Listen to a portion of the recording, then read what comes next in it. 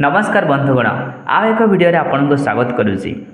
ओडिशा पाखरे आज कौन बा नहीं खनिज संपद आरंभ करके पहाड़ पर्वत नदी झरणा सबकिछि परिपूर्ण हेले फिर भी कहीं आज ओडिशा को भारत में गरीब राज्य मान्यता दौरान ओडिशार लोक मैंने कहीं निज राज्य छाड़ी अन्य राज्य जाकि काम करने जाऊँगी। ओडिशा होची इंडियार largest producer of iron ore एवं यह इंडियार ओवरऑल आउटपुट 53% अधिक कंट्रीब्यूट करे।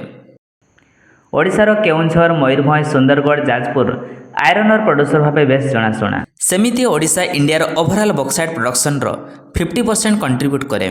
बलांगीर कलाहांडी रायगढ़ कोरापुट भली जिले में प्रचुर परिमाण में बॉक्साइट मिली थाए। यह व्यतीत कोयला होची ओडिशार leading producer of coal in India.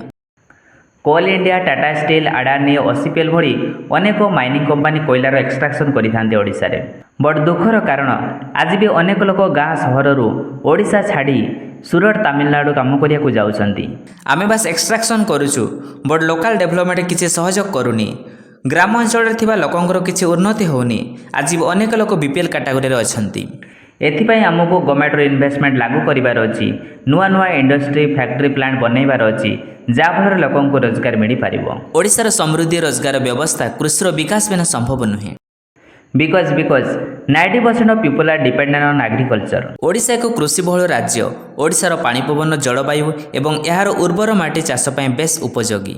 हेले यह कहवाक दुख लगुच कि आज गाँ गाँव अनेक लोक चाष छाड़ी सहर को जाउछंती काम पय कारण कृषिर विकास नाही। आज भी लोक चाष को एक निम्नमानर काम बोली मन करन। कृषिर विकास पय लोकों को एजुकेट करिबा, चाष पय एनकरेज करिबा, नुआ नुआ टेक्नोलोजी रो व्यवहार पय ट्रेनिंग देबा, फूड प्रोसेसिंग पय प्लांट लगेइबा एवं सबुठारु इम्पोर्टेंट होची चाषी निज फसल उपयुक्त टंका पाइले से निज जमी छाड़ी चाकरी पछरे पड़बनी एवं ता सहित से अन्य को रोजगार दे पारिबो। अनेक देश पाखरे कम नेचुरल रिसोर्स थाई भी सेमाने जे डेवलप नेशन कारण सेमाने टूरिज्म को इम्पोर्टेंट देले। ओडिशा भी टूरिज्म रे ध्यान देले लोक रोजगार पाइबे एवं ओडिशार विकास हो। ओडिशार प्रति जिल्लार एक पर्यटन स्थान देखा पाइबे। जगन्नाथ पुरी धाम आरंभ करी कोणार्क, लिंगराज, धौली, खंडगिरी, उदयगिरी, भितरकनिका, खिचिंग आदि हेले तार विकास नथिबारु टूरिस्ट को अट्रैक्ट करि पार नहंती। टूरिज्म रो डेवलपमेंट पाई टूरिस्ट प्लेस को पुनर्निर्माण करिवार अछि।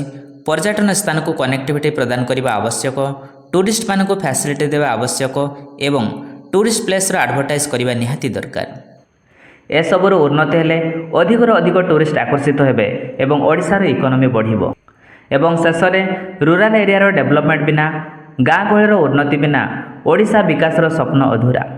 गाँ गहली थिबा पिला मानकु फ्री एंड बेस्ट एजुकेशन देबा, तांकु नुआ नुआ कौशल सिखेइबा, गाँ गहली नुआ नुआ डेवलपमेंट प्रोग्राम इम्प्लीमेंट करिबा एवं गाँ गहली थिबा लोकल प्रोडक्ट को प्रमोट करिया बहुत इम्पोर्टेंट। आ ए सब कले गाँ अंचल थिबा पछुआ वर्गर लोक माने उन्नतिर रास्ता को ओह्लैबे एवं तांको रोजगार मिल पारिबो एवं एक सुनार ओडिशा गठन करिबारे सहायता करि पारिबे। रहुछि पुणी देखाबो नेक्स्ट वीडियो रे। नमस्कार। जय जगन्नाथ, जय ओडिशा।